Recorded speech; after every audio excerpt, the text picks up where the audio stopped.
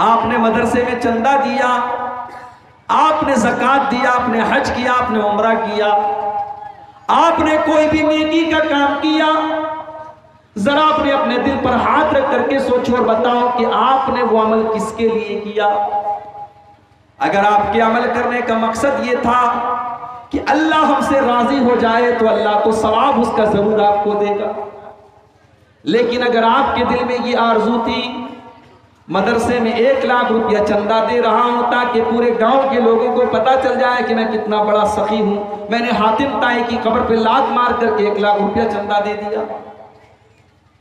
अगर आप हज करके इसलिए आते हैं कि ताकि पूरा गांव आपको हाजी साहब कह करके आपको सलामी दे, अगर आप नमाज इसलिए पढ़ते हैं ताकि आपको लोग नमाजी करार दें, तो याद रखो मेरे प्यारे साथियों, आपकी वो नमाज आपके मुंह पर मार दी जाएगी, आपका हज आपके मुंह पर मार दिया जाएगा, आपकी ज़कात और आपका सदका आपके लिए बर्बाद हो जाएगा। रियाकारी और दिखावा ये हमारी नेकियों के लिए मेरे प्यारे साथियों जहर है, जहर जो हमारी नेकियों को खत्म कर देता है। इसीलिए अल्लाह ने कुरान के 3 पारे में फरमाया, या अय्युहल्लज़ीना आमनू ला तुबतिलू सदकातिकुम बिल मन्नि वल अज़ा। ऐ ईमान वालो, जब तुम अल्लाह की राह में सदका और खैरात दिया करो, जब तुम दान दिया करो, जब तुम चंदा दिया करो, तो उस पर एहसान न जताया करो और किसी को तकलीफ न दिया करो। अगर ऐसा करोगे तो तुम्हारा सदका बर्बाद हो जाएगा। कल्लज़ी युनफ़िक़ु मालहु रिआअन नास, ऐ ईमान वालो, तुम उनकी तरह न हो जाना जो सदका तो करते लेकिन लोगों को दिखाने के लिए करते हैं, जो मुनाफिकों का तरीका है, जो काफिरों का तरीका है। ऐ मुसलमानों, तुम वो तरीका मत अपनाना। रियाकारी और दिखावा ये काफिरों का तरीका है, ये मुनाफिकों का तरीका है। मोमिन नमाज पढ़ता है तो ये सोच करके पढ़ता है कि ये मेरी जिंदगी की आखिरी नमाज है। जब मोमिन नमाज पढ़ता है तो दिल उसका नमाज की तरफ लगा रहता है, दिमाग उसका नमाज की तरफ लगा रहता है। और जब मुनाफिक नमाज पढ़ता है तो कुरान करीम में अल्लाह बयान करता है, वइज़ा क़ामू इलस्सलाति क़ामू कुसाला। जब ये मुनाफिक लोग नमाज पढ़ने के लिए आते हैं बड़ी सुस्ती के साथ, बड़ी काहिली के साथ आते हैं। युराऊन अन्नास, ये लोगों को दिखाने का काम करते हैं, ये अल्लाह के लिए नमाज नहीं पढ़ते, ये लोगों को दिखाने के लिए नमाज पढ़ते हैं। वला यज़कुरून अल्लाह इल्ला क़लीला, और ये बहुत कम अल्लाह को याद करते हैं, ये बहुत थोड़ा सा अल्लाह को याद करते हैं। रियाकारी करना ये काफिरों की निशानी है, मुनाफिकों की निशानी। और अब मैं जो हदीस आपको सुनाने जा रहा हूं, ये वो हदीस है जिसको बयान करने के पहले हजरत अबू हुरैरा रज़ी अल्लाह तआला अन्हु बेहोश हो जाते। हदीस को बयान करने के पहले हजरत अबू हुरैरा बेहोश हो जाते हैं। होश में आते हैं, लोग सवाल करते हैं कि अबू हुरैरा, आप हमको अल्लाह के रसूल की कोई हदीस सुनाने जा रहे थे। अबू हुरैरा कहते कि हाँ, मैं तुमको हदीस सुनाने जा रहा हूँ, मैंने अल्लाह के प्यारे नबी को ये फरमाते हुए सुना है। और इतना कहने के बाद अबू हुरैरा दोबारा बेहोश हो जाते हैं, 3 बार बेहोश होते हैं। फिर जब तीसरी मर्तबा होश में आते हैं तो कहते हैं कि वो लोगों, मैंने अल्लाह के नबी से को ये फरमाते हुए सुना है, इन्ना अव्वलन नास युक़ज़ा यौमल क़ियामति सलासतुन, क़यामत के दिन सबसे पहले 3 लोगों का फैसला किया जाएगा। सबसे पहले 3 लोगों का फैसला किया जाएगा। नंबर 1, रजुलुन उस्तुशिद फी सबीलिल्लाह, पहले नंबर पर वो इंसान होगा जो अल्लाह की राह में शहीद हुआ था, जो अल्लाह की राह में जिहाद करते हुए, जंग करते हुए, लड़ाई करते हुए अल्लाह की राह में शहीद हो गया था। उसको अल्लाह के सामने लाया जाएगा। अल्लाह पूछेगा, मेरे बंदे, मैंने तुझको ताकतवर बनाया था, तुझे लड़ने के लायक बनाया था, तेरे जिस्म को मजबूत बनाया था, तूने क्या किया? बंदा कहेगा कातल तू फीका हत्तस्तुशीतो, आय अल्लाह मैं तेरे रास्ते में लड़ता रहा, मैं क़िताल करता रहा, मैं जंग करता रहा, तेरे दुश्मनों को मारता रहा, हत्तस्तुशीतो, यहां तक कि मैं शहीद हो गया। अल्लाह फरमाएगा तू झूठ बोल रहा, तू इसलिए नहीं लड़ रहा था कि मुझे राजी करने वाला था, अल्लाह को राजी करने वाला था। तू तो इसलिए लड़ रहा था ताकि दुनिया वाले कहे कि तू बहुत बड़ा वीर था, बहुत बहादुर था, तेरी वीरता के, तेरे बहादुरी के, तेरी शुजाअत के चर्चे हो, इसलिए तू लड़ता था और जंग करता था। तो तुझे जो चाहिए था वो तो तुझे मिल गया। और उसके बाद अल्लाह ताला हुक्म देगा और चेहरे के बल घसीट करके उसको जहन्नम में डाला जाएगा। उसके बाद दूसरे आदमी को लाया जाएगा, ये बहुत बड़ा आलिम होगा, ये कुरान का आलिम होगा और कुरान का टीचर होगा। वरजुलुन तअल्लमल इल्मा व अल्लमहु, इसने इल्म दीन को सीखा होगा, सिखाया होगा। अल्लाह पूछेगा मेरे बंदे, मैंने तुझे दीन का आलिम बनाया, तुझे दीन की समझ अता फरमाई, तूने क्या किया? बंदा कहेगा अल्लाह मैं दीन को सीखता रहा और दीन को सिखाता रहा, अय अल्लाह मेरा मकसद ये था कि तू खुश हो जाए, तू राजी हो जाए, अय अल्लाह तेरी रजा के लिए, तुझे खुश करने के लिए मैंने दीन को सीखा और सिखाया।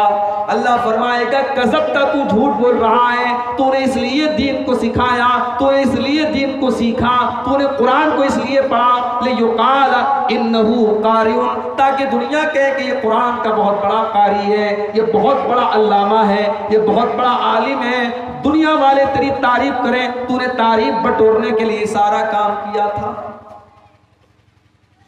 तो तुझे जो चाहिए था वो तो मिल गया।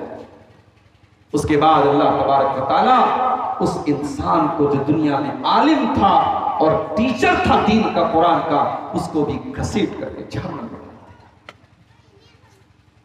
उसके बाद एक तीसरा आदमी आएगा,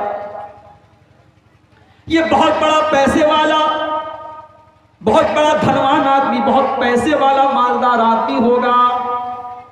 अल्लाह ताला पूछेगा मेरे बंदे मैंने तुझको मुख्तलिफ तरीके का धन दौलत दिया, पैसा दिया, माल दिया, तूने क्या किया? बंदा कहेगा अल्लाह जहां पर भी मुझको पता चला कि वहां पैसा देने से तू खुश होता है, मस्जिद में, मदरसे में, यतीम खाने में, गरीबों के ऊपर, यतीमों के ऊपर मैंने खर्चा किया। आय अल्लाह मैंने तमाम नेकी के रास्तों पर खर्चा किया। आय अल्लाह इसलिए मैंने खर्चा किया ताकि तू खुश हो जाए। अल्लाह फरमाएगा कज़ब्ता, मेरे बंदे तू झूठ बोल रहा है, तू झूठ बोल रहा है, तूने इसलिए ये चंदा दिया, तूने इसलिए ये पैसा खर्च किया लियुक़ाल इन्नहु जवादुन, ताकि लोग तुझे दान देने वाला दानी कहें, लोग तुझे सखी कहें, लोग तुझे फैयाज कहें, लोग तुझे खर्च करने वाला कहें, लोग तेरी तारीफ करें। तो तुझे जो चाहिए था वो तो मिल गया। उसके बाद अल्लाह के नबी फरमाते हैं अल्लाह ताला उसको भी हुक्म देगा और वो घसीट करके जहन्नम में डाल दिया जाएगा। ये टॉप की 3 नेकी है मेरे भाई, अल्लाह की राह में जिहाद करना, कुरान का और दीन का इल्म सीखना और अल्लाह के राह में माल खर्च करना। ये टॉप की 3 नेकी है। मगर ये तीनों नेकी करने वाला सबसे पहले कयामत के दिन जहन्नम की आग में डाला जाएगा। तिरमिज़ी की रिवायत है, जब ये हदीस हजरत अमीर मुआविया के सामने पड़ी गई, हजरत अमीर मुआविया रोने लगे, इतना रोए कि बेहोश हो गए। और जब होश में आए तो कहने लगे इतनी बड़ी बड़ी नेकी करने वाले अल्लाह की बारगाह में बर्बाद हो जाएंगे तो हमारा तुम्हारा क्या होगा। उसके बाद हजरत मुआविया ने सूरह हूद की वो 2 आयतें पढ़ी। कौन सी 2 आयतें? अल्लाह ने फरमाया मन कान युरीदुल हयातद दुनिया व ज़ीनतहा नुवफ़्फ़ी इलैहिम आमालहुम फ़ीहा व हुम फ़ीहा ला युबख़सून। जो दुनिया में नेक अमल करेगा, अच्छा अमल करेगा, लेकिन अल्लाह को खुश करने के लिए नहीं करेगा, बल्कि दुनिया कमाने के लिए करेगा, दुनिया वालों की तारीफ बटोरने के लिए करेगा, हम उसकी नेकी का बदला उसको दुनिया में दे देंगे, हम दुनिया में कोई कमी नहीं करेंगे। उलाइकल्लज़ीना हबितत आमालुहुम, यही वो लोग होंगे जिनकी नेकियां बर्बाद हो जाएंगी और उनको आखिरत में उनको कुछ मिलने वाला नहीं है। आखिरत में कुछ नहीं मिलेगा। अगर आपकी नीयत सही नहीं है, आपके दिल में इखलास नहीं है। शेरशाबादी बिरादरी में खाने में मसाला बहुत डाला जाता है, डालते कि नहीं डालते? गलत नहीं बोल रहा हूं ना, झोल बहुत डालते, झोल। अच्छा, खाने में आपने मसाला बहुत डाल दिया लेकिन नमक नहीं डाला। बहुत अच्छा आपने देसी मुर्गा बनाया, मौलाना साहब के सामने रखा, मौलाना साहब खाइए, मौलाना साहब खाने लगे, यार नमक ही नहीं है इसमें। अब सारी चीजें आपने डाल दी, नमक नहीं डाला, तो वो मजा निकल जाएगा खाने। इसी तरीके से नेकी के अंदर मेरे प्यारे साथियों, अमल के अंदर इखलास अगर नहीं है, अगर उस अमल के अंदर रियाकारी है, दिखावा है, तो अमल चाहे देखने में जितना ही अच्छा क्यों ना हो, अल्लाह की बारगाह में वो अमल बेकार है, क्योंकि उसके अंदर इखलास का नमक नहीं है। जब तक इखलास नहीं होगा, हम अल्लाह के लिए वो नेक अमल नहीं करेंगे, तब तक हमारे अमल के अंदर भूल जाएगा। इसीलिए बुखारी शरीफ की पहली हदीस है, जाओ मेरे नौजवान साथियों, बुखारी की पहली हदीस आपको सुनाने जा रहा हूं। बुखारी की पहली हदीस जरूर याद कर लेना, कोई पूछे तो बता देना कि बुखारी शरीफ की पहली हदीस है। हजरत उमर फारूक रज़ी अल्लाह ताला अन्हु हदीस के रावी हैं। अल्लाह के प्यारे नबी फरमाते हैं सल्लल्लाहु अलैहि वसल्लम, इन्नमल आमालु बिन्नियात व इन्नमा लिकुल्लि इम्रिइन मा नवा। तमाम के तमाम आमाल का दारो मदार नीयत पर है, और इंसान को उतना ही सवाब मिलेगा जितनी उसने नीयत की होगी। फमन कानत हिजरतुहु इला दुनिया युसीबुहा अब इमरातिन यनकिहुहा। अगर कोई हिजरत करता है, अपना वतन छोड़ के जाता है, बिहार छोड़ के मुंबई जाता है, बिहार छोड़ के बेंगलोर जाता है, अपना वतन छोड़ करके परदेश जाता है दुनिया कमाने के लिए या किसी औरत से निकाह करने के लिए, तो उसको जो चाहिए वो मिल जाएगा। वमन कानत हिजरतुहु इलल्लाहि व रसूलिही फहिजरतुहु इलल्लाहि व रसूलिही। और जो अल्लाह के लिए अपना वतन छोड़ता है, जो रसूल के लिए अपना वतन छोड़ता है, जो अल्लाह और उसके रसूल के लिए हिजरत करता है, उसको हिजरत का सवाब मिलेगा। वतन दोनों छोड़ रहे हैं। एक इंसान बेचारा बर्मा में रहता था, वहां दीन पर अमल करने में परेशानी आ रही थी, बेचारा अपना वतन छोड़ करके हिंदुस्तान आता है, किसी और मुल्क में जाता है। उसका मकसद है अपने दीन को बचाना, अपने ईमान को बचाना। उसने भी वतन छोड़ा है, लेकिन मकसद है अल्लाह के लिए और उसके दीन के लिए उसने वतन छोड़ा है। और एक और इंसान है जो अपना वतन छोड़ करके कहीं और जाता है पैसा कमाने के लिए, किसी औरत से निकाह करने के लिए, वतन वो भी छोड़ रहा है। अमल सेम है, फर्क दोनों में क्या है? एक की नीयत दुनिया कमाना है और एक की नीयत अल्लाह को खुश करना है। तो जो अल्लाह को खुश करने के लिए हिजरत करेगा उसको हिजरत का सवाब मिलेगा, और जो अपना वतन छोड़ेगा दुनिया के लिए और कारोबार के लिए, उसको कोई सवाब नहीं।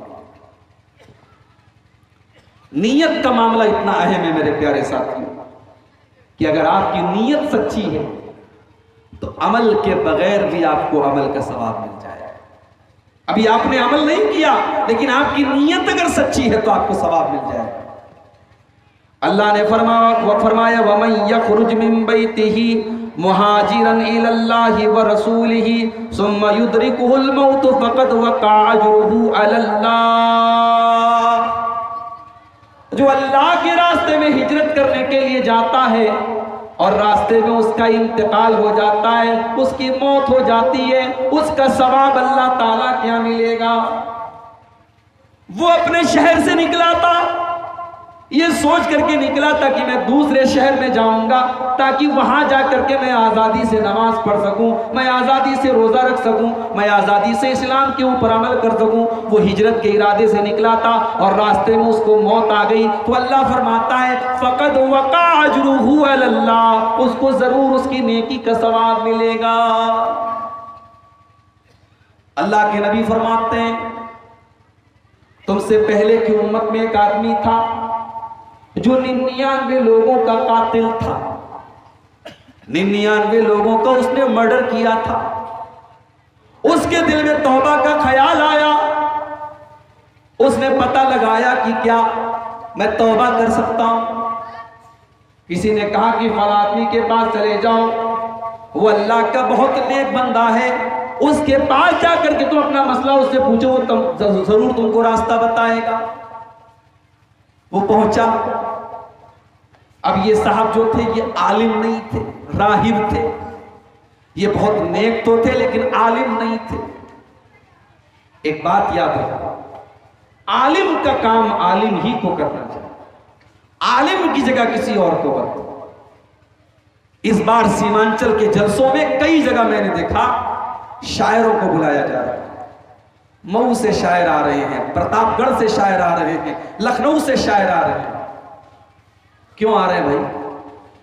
आप जलसा करा रहे हैं कि मुशायरा करा रहे हैं? हर तकरीर के पहले झूम झूम करके नात पढ़ रहा है वो शायर, और कई जगह मैंने देखा कि ऐसी ऐसी नात पढ़ रहा है जिसमें साफ साफ अल्लाह के नबी की शान में गुलू किया जा रहा है और अल्लाह के नबी को अल्लाह के मकाम तक पहुंचाया जा रहा है। जलसे में बड़े बड़े उलमा बैठे हैं, कोई बोलने वाला नहीं। ये बहुत बड़ी कमी है मेरे भाइयों हमारे लिए। अभी हम शायरों को बुला रहे हैं, कल कोई नौटंकीबाज आएगा, कोई ड्रामेबाज आएगा, कोई चुटकुले सुनाने वाला आएगा, फिर पब्लिक कहेगी कि किसी नाचने वाले को बुला दो, किसी गाने वाले को बुला दो, बस पब्लिक की हर डिमांड हम पूरी करते चले जाएं। ऐसा नहीं होना चाहिए। बंगाल के अंदर अभी मैं गया, पैंट कोट पहन करके टाई लगा करके एक इंसान आता है, आलिम नहीं है उसने, वो आलिम नहीं है, उसने किसी मदरसे का मुंह भी नहीं देखा है, 4 किताबें पढ़ ली, डॉक्टर जाकिर नायक की कुछ वीडियोस देख ली, बहुत बड़े अल्लामा बन गए, बहुत बड़े अल्लामा बन गए, ब्रदर फला बन गए। अब वो फतवा क्या देते हैं, तकरीर उनकी मौजूद है इंटरनेट पर, फतवा ये देते हैं कि अगर कोई औरत पर्दा नहीं करती है तो काफिर हो जाती है। अगर कोई औरत पर्दा नहीं करती है, नकाब में नहीं रहती है, बेपर्दा घर से निकलती है तो वो काफिर हो जाती है, क्योंकि अल्लाह ने कुरान में औरत को पर्दा करने का हुक्म दिया है और वो जानबूझ करके अल्लाह के हुक्म को नहीं मान रही है, इसलिए वो काफिर हो जाती है। और ऐसी औरत जब घर जाती है और शौहर से मुलाकात करती है तो वो जिना करती है, क्योंकि वो तो काफिर हो चुकी है। वीडियो मौजूद है इंटरनेट के ऊपर। मैं बंगाल में गया, एक साहब मुझे बताने लगे, तो मैंने कहा कि बोया पेड़ बबूल का तो आम कहां से आए। आपने उलमा की जगह इनको बिठाया है, इन जोकरों को ला करके आपने बिठाया है।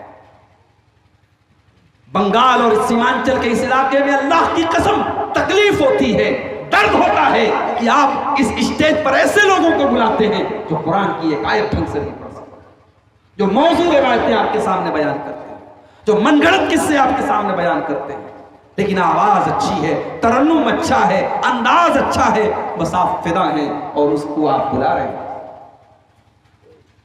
मेरे भाइयों, आलिम की जगह आलिम को दीजिए, किसी और को मत दीजिए। जाहिलों से आप मसला पूछेंगे तो वो गलत जवाब भी देंगे और आपको गुमराह करेंगे। और ये कयामत की एक निशानी भी अल्लाह के नबी ने बताई, ये कयामत की एक निशानी है कि आलिम की जगह जाहिल को दी जाए। जाहिलों से लोग मसला पूछेंगे। अल्लाह के नबी फरमाते हैं, बुखारी की रिवायत है, इन्नल्लाह ला यक़बिज़ुल इल्म इंतिज़ाअन यंतज़िउ मिनल इबाद। अल्लाह ताला दुनिया से इल्म को अचानक नहीं उठाएगा, वलाकिन यक़बिज़ुल इल्म बिक़ब्ज़िल उलमा, बल्कि अल्लाह ताला धीरे धीरे उलमा को उठा लेगा। अभी तो अल्लाह का शुक्र अदा करो, अभी उलमा मौजूद हैं। ये अलग बात है कि धीरे धीरे उलमा की जगह जाहिलों को दी जा रही है, मगर अभी भी बहुत सारे उलमा मौजूद हैं। जो उलमा मौजूद है उनकी कदर करो मेरे प्यारे साथियों, क्योंकि वो ज़माना करीब आ रहा है। अल्लाह के नबी फरमाते हैं कि धीरे धीरे उलमा दुनिया से चले जाएंगे। हत्ता इज़ा लम युबक़ी आलिमन, यहाँ तक कि जब कोई आलिम नहीं बचेगा, इत्तख़ज़न नासु रुऊसन जुहाला, लोग जाहिलों को अपना सरदार बना लेंगे, लोग जाहिलों को मुफ्ती बना लेंगे, लोग जाहिलों को माइक पर बुला करके तकरीर करवाएंगे, लोग जाहिलों से मसला पूछेंगे। फ़ज़ल्लू फ़अफ़्तौ बिग़ैरि इल्मिन फ़ज़ल्लू वअज़ल्लू, और जाहिल जब फतवा देगा तो खुद भी गुमराह होगा और दूसरों को भी गुमराह करेगा। आलिम का काम आलिम नहीं कर सकता, जाहिल को उसकी जगह मत दीजिए। 99 लोगों का उसने मर्डर किया, तौबा करना चाहता है, वो पहुंचा लेकिन आलिम के पास नहीं पहुंचा, राहिब के पास पहुंचा। राहिब किसको कहते हैं? जो बहुत नेक हो, बहुत अल्लाह वाला हो, लेकिन आलिम ना हो। वो नेक तो था, वो अल्लाह वाला तो था, वो इबादत गुजार तो था, लेकिन आलिम नहीं था। इसने कहा भाई साहब मैंने 99 लोगों का मर्डर किया है, फहल्ली मिन तौबा, मैं तौबा करना चाहता हूं, क्या मेरी तौबा अल्लाह ताला क्या कबूल हो जाएगी? उसने कहा रे भाग जा यहां से, तू 99 लोगों का कत्ल करके आया है और तू किस मुंह से तौबा करने आया है? तेरी कोई तौबा वबा कबूल नहीं होगी, तू भाग जा यहां से, तू सीधे जहन्नम में जाएगा। उसने कहा अच्छा मेरी तौबा कबूल नहीं होगी, कोई बात नहीं, जब तौबा कबूल नहीं होगी तो जैसे 99 कत्ल किया है कत्ल और कर देता हूं, तो तलवार निकाली और उसको भी कत्ल कर 100 कत्ल कर दिए उसने। फिर एक दिन उसके दिल में एहसास आया कि यार मैं बहुत गलत काम कर रहा हूं, तौबा करना चाहता हूं। फिर पता लगाया तौबा करना चाहता हूं, क्या करूं? किसी ने कहा फला के पास चले जाओ, वो तुमको सही मशवरा देगा, सही एडवाइस देगा। अब ये जिसके पास पहुंचा तो हदीस के अल्फाज है, वो आलिम था, आलिम के पास पहुंचा और उससे जाकर के कहने लगा इन्नी कत्ल तो मिअत नफ्सिन, मैंने 100 लोगों का कत्ल किया है, फहल्ली मिन तौबा, क्या मैं तौबा कर सकता हूं? वो आलिम था, आलिम ने सही जवाब दिया। आलिम ने कहा मन यक़ूलु बैनका व बैन रब्बिका, ऐ मेरे भाई अगर तू तौबा करना चाहता है तो कौन तेरे और तेरे रब के बीच में रुकावट बन सकता है? अगर तू तौबा करना चाहता है तो तौबा का दरवाजा तो तेरे लिए खुला है, कौन तेरे और तेरी तौबा के बीच में रुकावट बन सकता है? तू तौबा कर ले, कोई बात नहीं, तू तौबा कर ले, तू सुधर जा, तू अपनी इस्लाह कर ले। मगर हां अगर तू तौबा करना चाहता है तो तुझे ये गुनहगारों की बस्ती छोड़नी पड़ेगी, तुझे डाकुओं और चोरों का इलाका छोड़ करके अल्लाह के नेक बंदों के इलाके में जाना पड़ेगा। पता ये भी चला खरबूजा को देख के खरबूजे का रंग बदलता है। नकाब वाली लड़की भी जब बेनकाब लड़कियों के बीच में आती है तो वो भी बेनकाब हो जाती है। जब हराम खोरों के बीच में कोई सही आदमी आता है वो भी हराम खोर हो जाता है। इलाके का असर पड़ता है, माहौल का असर पड़ता है। इसलिए अगर अपनी इस्लाह करना चाहते हो तो अच्छे माहौल में चले जाओ, या तो माहौल की इस्लाह करो या माहौल को छोड़ के चले जाओ। उसने कहा तुम्हें तौबा करना है तो तुम्हें इस बुरे लोगों की बस्ती को छोड़ करके जाना पड़ेगा। अब हदीस के अल्फाज हैं 100 लोगों का कातिल था, डाकू था, अभी अपनी बस्ती को छोड़ करके नेक लोगों की बस्ती में जाने लगा। रास्ते में अभी आधा रास्ता उसने तय किया है कि मौत का फरिश्ता आ गया। मौत का फरिश्ता, मौत का फरिश्ता पूछ करके नहीं आता है कि थोड़ा सा आपको आधा घंटा का टाइम और दे दिया जाए। मौत तो अपने टाइम पर आती है। हो सकता है आप मोबाइल पर कोई गंदी चीज देख रहे हो, मौत आ जाए। हो सकता है शराब के नशे में मौत आ जाए। हो सकता है अल्लाह की बारगाह में सजदा करते हुए मौत आ जाए। मौत तो अपने टाइम पर आती है। हम लोग बोलते हैं ना अचानक मर गया, बाइक से जा रहा था अचानक एक्सीडेंट हो गया। हमें लगता है कि अचानक एक्सीडेंट हो गया, मगर उसकी मौत उसी एक्सीडेंट से लिखी थी। वो अचानक नहीं मरा है, वो अपने टाइम पर मरा है। हमारे यहाँ बॉलीवुड की फिल्मों के जरिए एक और कॉन्सेप्ट बनाया गया कि जो आत्महत्या कर लेता है उसकी आत्मा भटकती रहती है कि नहीं? हमारे बहुत सारे लोग समझते हैं कि जो खुदकुशी कर ले उसकी आत्मा भटकती रहती है। किसी की आत्मा भटकती भटकती नहीं रहती भाई साहब। पहली बात तो आत्मा हिंदी का लफ्ज है, उर्दू में रूह का लफ्ज आया है, कुरान में रूह का लफ्ज आया। हमें रूह को रूह ही कहना चाहिए, आत्मा वात्मा नहीं कहना चाहिए। मरने के बाद कोई इंसान दोबारा दुनिया में नहीं आ सकता, चाहे उसका मर्डर हुआ हो, चाहे उसने सुसाइड किया हो, चाहे एक्सीडेंट हुआ हो, किसी भी तरीके से वो मरा हो, किसी की भी रूह दुनिया में वापस बोलो भाई नहीं आ सकती। तो मौत तो अपने टाइम पर आती है। मौत का फरिश्ता आ गया, उसको इससे कोई मतलब नहीं है कि वो तौबा करने जा रहा था, अभी अपनी बस्ती में पहुंचा भी नहीं है, आधे रास्ते में था कि मौत आ गई। अब मौत के फरिश्ते भी 2 टाइप के होते हैं, एक होता है रहमत का फरिश्ता, एक होता है अजाब का फरिश्ता। नेक आदमी की रूह को जो कब्ज करता है वो रहमत का फरिश्ता होता है, बड़े आराम से रूह निकालता है। और जो बुरा आदमी होता है, काफिर होता है, फासिक होता है, फाजिर होता है, उसकी रूह को कौन निकालता है? अजाब का फरिश्ता, जो बड़ी तकलीफ के साथ रूह को निकालता है।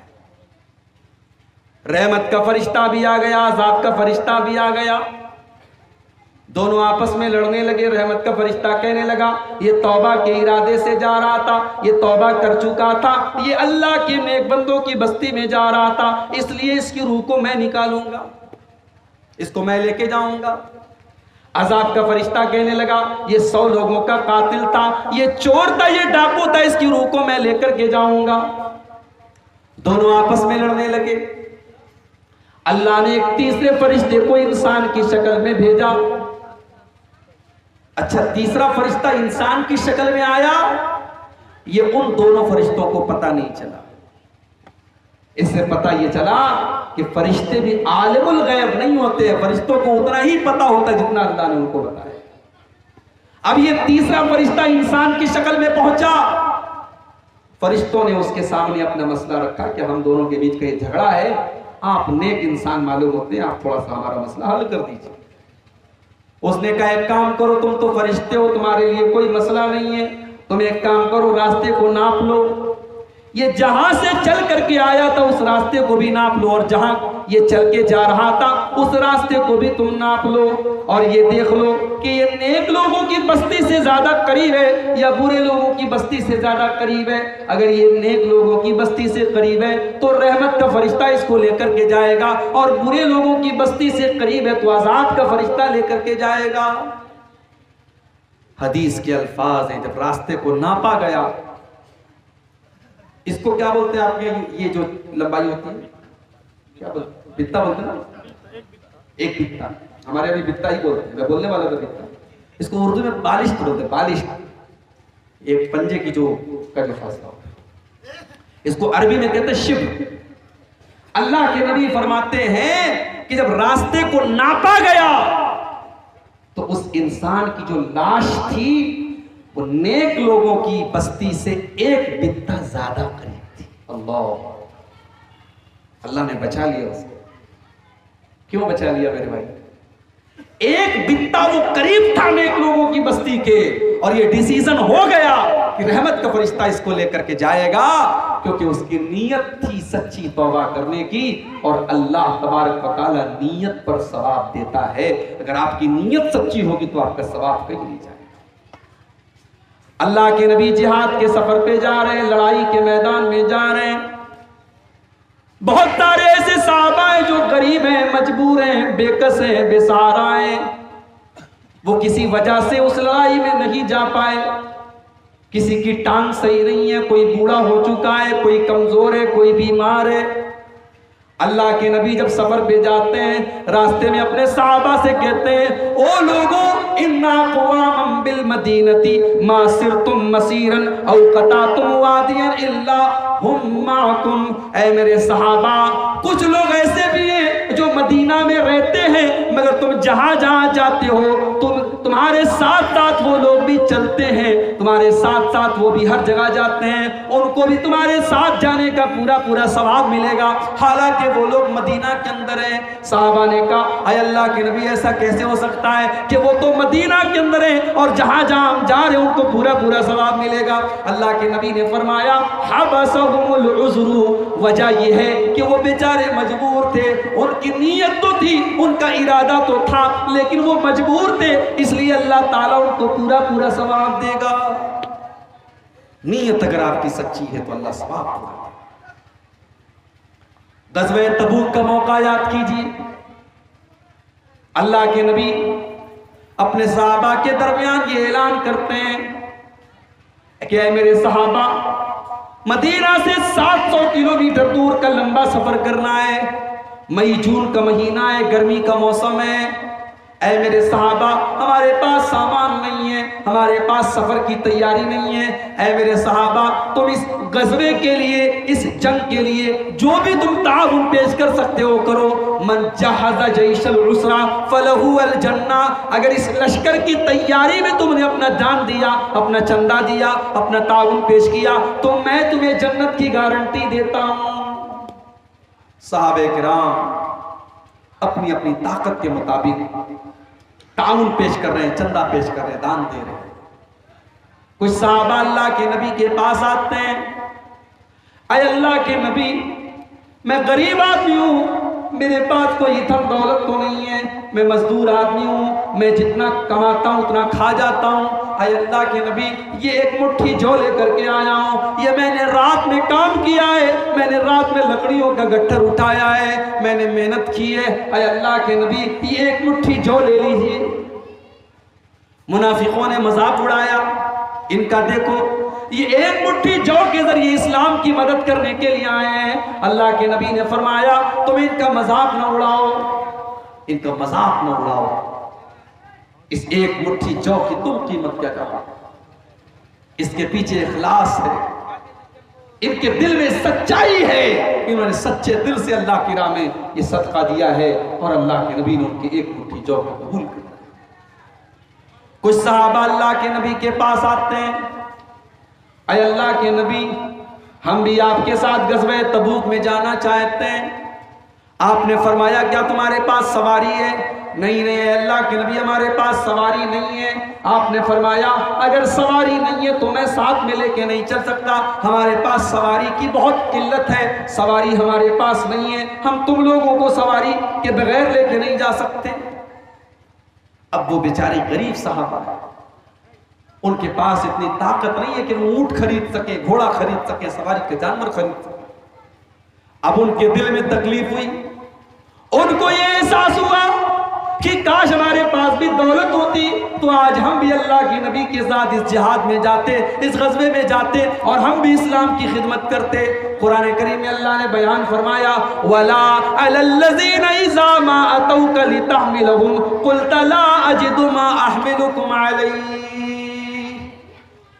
ऐ मेरे नबी, आपके कुछ सहाबा आपके पास आते हैं और आपसे कहते हैं कि हम आपके साथ जाना चाहते हैं, और जब आप ये कहते हैं कि मेरे पास सवारी का इंतजाम नहीं है, तवल्लौ व आयुनुहुम तफीज़ु मिनद्दमी, तो वो पलट करके रोने लगते हैं, उनकी आंखों में आंसू आ जाते हैं, वो रोने लगते हैं, उनको इस बात का दर्द है, इस बात का एहसास है, हज़नन अल्ला यजिदू मा युनफिकून, उनको अफसोस है इस बात का कि काश हमारे पास भी दौलत होती, हमारे पास भी सवारी का इंतजाम होता और आज हम अल्लाह के नबी के साथ जिहाद पे जा रहे होते। मेरे प्यारे साथियों, आज इखलास की कमी, आज नेकी करने के बाद फेसबुक पर डालने का माहौल, आज नेकी को छुपाने का मिजाज। कल कयामत का दिन होगा, सूरज 1 मील की दूरी पर होगा, अल्लाह ताला अपने कुछ बंदों को अपने अर्श का साया देगा, उन खुशनसीब बंदों में एक बंदा वो भी होगा, वरजुलुन तसद्दक़ बिसदक़तिन फ़अख़फ़ाहा हत्ता ला तअलम शिमालुहु मा तुनफ़िक़ु यमीनुहु। अल्लाह की राह में उसने चंदा दिया, दान दिया, सदका दिया, खैरात दिया, लेकिन बाएं हाथ को भी पता नहीं चला कि दाएं हाथ ने क्या खर्च किया। सर्दी का मौसम था, अररिया स्टेशन के पास एक गरीब आदमी बेचारा सर्दी से ठिठुरा पड़ा हुआ था। अल्लाह का एक नेक बंदा आता है और अपनी कार से उतरता है और उस गरीब इंसान को कंबल उड़ा के चला जाता है। उस गरीब को यह नहीं पता मुझे कंबल उड़ाने वाला कौन है, उस अमीर को नहीं पता मैंने कौन से गरीब को कंबल उड़ाया था। ये होती है नेकी। बाएं हाथ को भी पता नहीं कि दाहिने हाथ ने क्या खर्च किया। अल्लाह के नबी के नवासे हजरत हुसैन इब्न अली के बेटे थे, अली बिन हुसैन। अल्लाह के नबी के नवासे के बेटे थे, हमारे इसको बोलते पर नवासा, नवासे का बेटा अली बिन हुसैन। बहुत बड़े अल्लाह के नेक बनते थे, ताबई थे। अली बिन हुसैन का इंतकाल हुआ। इंतकाल के बाद जब अली बिन हुसैन को गुस्ल दिया जाने लगा तो उनकी पीठ के ऊपर मोटे मोटे निशान पाए गए। लोग हैरत में पड़ गए कि ये तो कोई मेहनत का काम नहीं करते थे, कोई मजदूरी नहीं करते थे, इनकी पीठ के ऊपर ये मोटे मोटे निशान क्यों पड़े। धीरे धीरे पूरे मदीना के अंदर ये बात फैल गई। मदीना के कुछ गरीब लोगों को ये पता चला, वो दौड़े दौड़े आए और उन्होंने कहा कि हमको पता है कि इनकी पीठ पर ये निशान क्यों पड़े हैं। कहा क्या मामला है? कहा कि हम बड़े गरीब लोग हैं, हमारे घर हर महीने रात के सन्नाटे में कोई आता था और पूरे महीने के राशन की बोरी लेकर के हमारे दरवाजे पर पहुंचा देता था। सुबह को दरवाजा खोलते थे तो महीने भर का राशन मौजूद रहता था। कोई अल्लाह का नेक बंदा अपनी पीठ के ऊपर अनाज की बोरी लाद करके हमारे घरों के दरवाजे पर पहुंचा देता था। हमें पूरी जिंदगी ये पता न चला कि वो अनाज की बोरी पहुंचाने वाला कौन था। आज इनके इंतकाल के बाद इनकी पीठ पर पाए जाने वाले इन निशानों ने बता दिया कि हमें हमारे घर में वो अनाज के बोरे पहुंचाने वाले यही थे, ये नबी के नवासे थे, ये अली बिन हुसैन थे। आज ऐसी नेकी करने वाले कहां गए?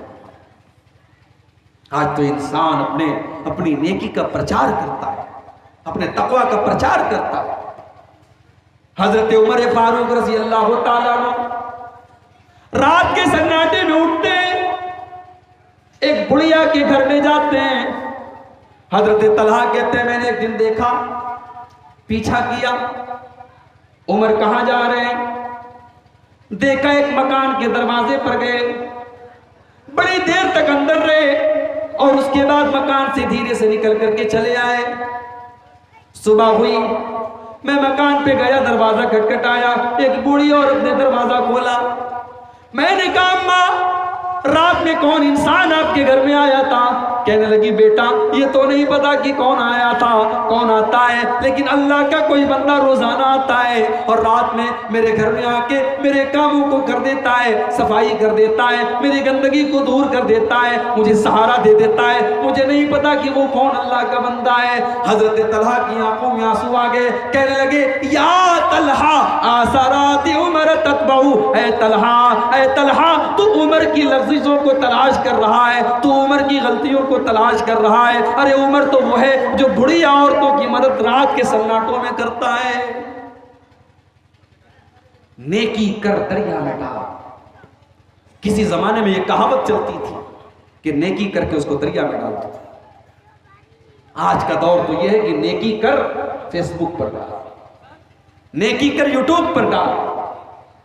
गरीब को राशन दे रहे हैं तो जब तक उस गरीब का 4 अखबार में फोटो ना आ जाए तब तक गरीब के घर में राशन नहीं पहुंचता। मेरे प्यारे साथियों, हमारे अस्लाफ इस तरीके से अमल करते थे। अपने अंदर इखलास पैदा करो।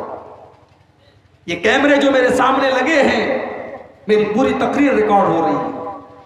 5 साल बाद भी आप यूट्यूब पर जाएंगे, मेरी तकरीर आपको मिल जाएगी। दुनिया के ये कैमरे हमारी एक एक हरकत को रिकॉर्ड कर सकते हैं। तो सोचो मेरे प्यारे साथियों कि उस अल्लाह का कैमरा कितना मजबूत होगा। आजकल कोई मोबाइल आया है, मुझे किसी ने बताया कि उस मोबाइल के अंदर जो कैमरा लगा हुआ है वो 108 मेगापिक्सल का कैमरा। अभी तक आपने सुना होगा 20 मेगापिक्सल का कैमरा है, 40 मेगापिक्सल का कैमरा है। अब ऐसा भी मोबाइल आ गया है कि ये जो कैमरा होता है, जिसको बोलते हैं DSLR कैमरा, जो बहुत ही मजबूत कैमरा होता है, अब मोबाइल पर ऐसे कैमरे आ गए जो बिल्कुल दूर से भी बिल्कुल साफ वीडियो ले लेते हैं। मेरे प्यारे साथियों, जब इंसान के बनाए हुए कैमरे इतने मजबूत हो सकते हैं तो अल्लाह का कैमरा कैसा होगा? अल्लाह का कैमरा तो हमारी एक एक चीज को रिकॉर्ड कर रहा है। व इन्ना अलैकुम लहाफिज़ीना किरामन कातिबीना यालमूना मा तफअलून। मेरे बंदो, हमारे किरामन कातिबीन तुम्हारे एक एक अमल को रिकॉर्ड कर रहे हैं, एक एक चीज को नोट कर रहे हैं। तुम रात के सन्नाटे में क्या करते हो वो भी लिखा जा रहा है, तुम दिन के उजाले में क्या करते हो वो भी लिखा जा रहा है। औरत के पेट में बच्चा है, अल्ट्रासाउंड कराया जाता है, अल्ट्रासाउंड की रिपोर्ट ये बता देती है कि बच्चा कितना बड़ा है मां के पेट में। ऐसी भी मशीनें हैं कि जो एक खास टाइम के बाद ये बता देती हैं कि मां के पेट में लड़का है या लड़की है। मगर जानते हो अल्लाह ताला को किसी कैमरे की जरूरत नहीं है, अल्लाह ताला को किसी अल्ट्रासाउंड की जरूरत नहीं है। अल्लाहु यालमु मा तहमिलु कुल्लु उन्सा, अल्लाह ताला को अच्छी तरीके से बताएं कि औरत के पेट में क्या है। वमा तगीजुल अरहाम वमा तज़दाद, और माँ के पेट में जो बच्चा है वो बढ़ रहा है या घट रहा है, वो कितनी सांस ले रहा है, उसकी ऑक्सीजन कितनी है, उसको ग़िज़ा कैसे मिलेगी, ये अल्लाह को अच्छी तरीके से पता है।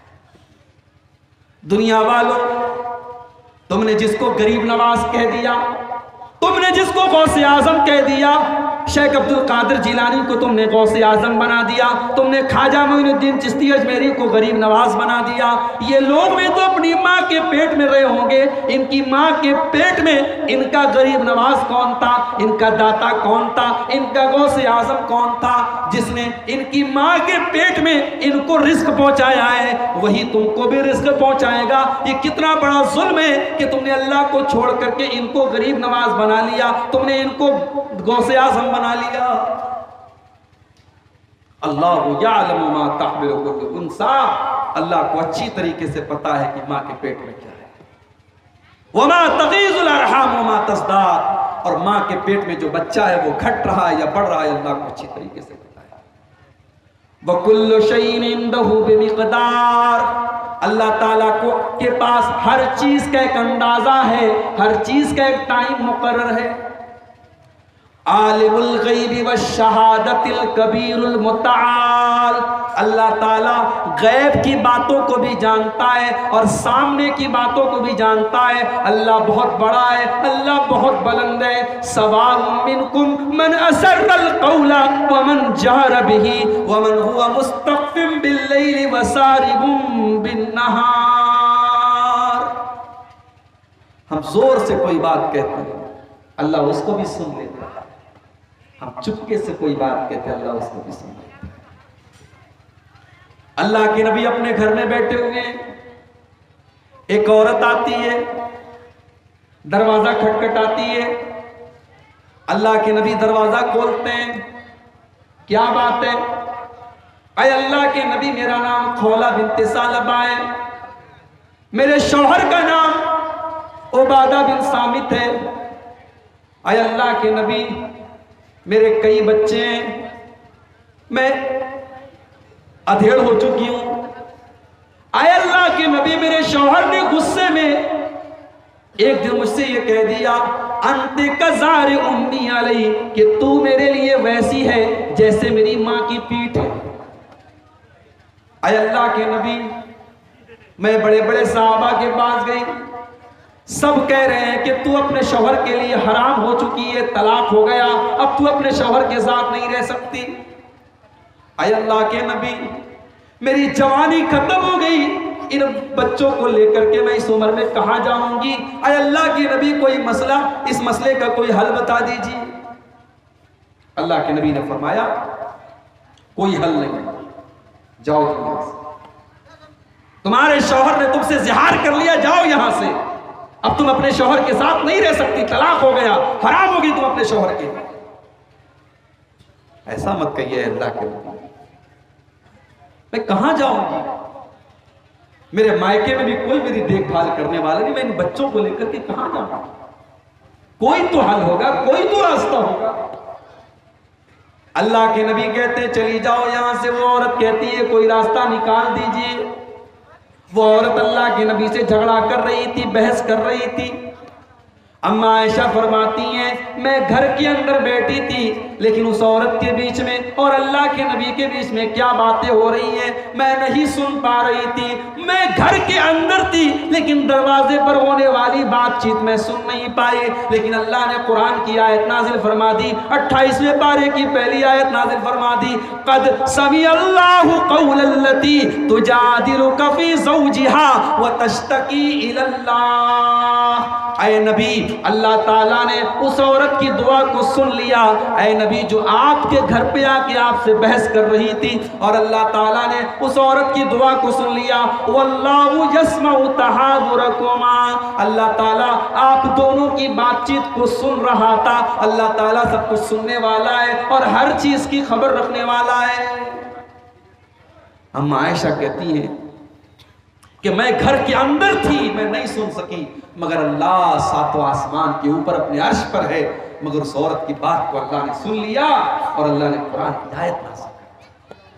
अल्लाह वो है मेरे प्यारे साथी, उस अल्लाह का डर अपने दिल में हम पैदा कर लें तो शायद ये मसले ही खत्म हो जाए, ये सारे मसले खत्म हो जाएं, ये बदकारी खत्म हो जाए, ये समाज के अंदर से बदगुमानी खत्म हो जाए। लेकिन मसला तो ये है कि हमने अल्लाह को पहचाना ही नहीं, हमने अल्लाह की ताकत को जाना नहीं। और जानेंगे कैसे? बच्चा छोटा होता है, मां कहती है चुप बिल्ली आ जाएगी, चुप कुत्ता आ जाएगा, मां डराती है कुत्ते से, बिल्ली से, चूहे से, शेर से, कॉकरोच से। मां कभी बच्चे से ये नहीं कहती है बेटा झूठ मत बोलना, अल्लाह अज़ाब देगा, बेटा चोरी नहीं करना, अल्लाह ताला के यहां बड़ी सख्त सजा मिलेगी, बेटा डरना नहीं, अल्लाह हर जगह, अल्लाह की कुदरत हर जगह है, अल्लाह हर जगह तुमको देख रहा है। हमने अपने बच्चों को ये सब नहीं सिखाया। हजरत लुकमान ने अपने बच्चे को सिखाया था।